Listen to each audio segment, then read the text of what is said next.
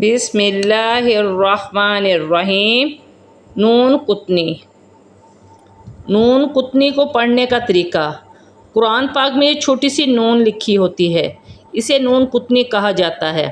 اس کے پڑھنے کا طریقہ یہ ہے، اگر ہم نے آیت پر وقف کر دیا ہے تو اگلے کلمے کو حمزہ وصلی کے ساتھ ملا کر پڑھیں گے، اور اگر ہم نے آیت پر وقف نہیں کیا تو نون کے ساتھ لام کو ملا کر پڑھا جائے گا، اور اگر لام سے پہلے حمزہ وصلی ہے تو ہمیشہ حمزہ وصلی پر زبر کی حرکت دی جائے گی۔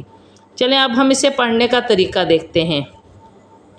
لام پیش لو، میم زبرما لوما، زا زبرزا لومازا، تا زیرتی لومازاتی، آگے وقف لومازا۔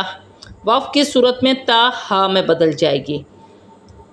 حمزہ لام زبر ال، الف کو زبر کی حرکت دی جائے گی۔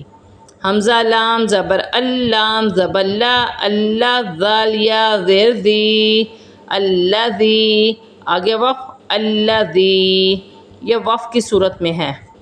اب ملا کے پڑھنے کی صورت یہ ہے، لام پیش لو، میم زبر ما لوما، زا زبر زا لومازا، تا زیرتی لومازاتی، نون لام زیر نل، لام زبر لا لومازاتی نلا، ذال یا زیر ذی، لومازاتی الذی، آگے وقف لومازاتی الذی، یہ ملا کے پڑھنے کی صورت ہے۔